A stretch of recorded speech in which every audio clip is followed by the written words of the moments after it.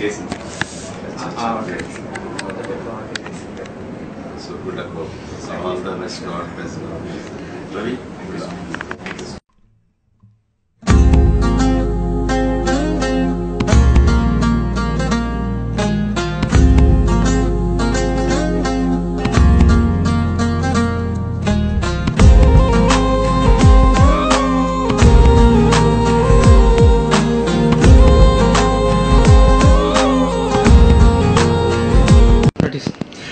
ఇది మా ప్రేమ కథ మోషన్ పోస్టర్ ఇప్పుడు రిలీజ్ చేయడం జరిగింది.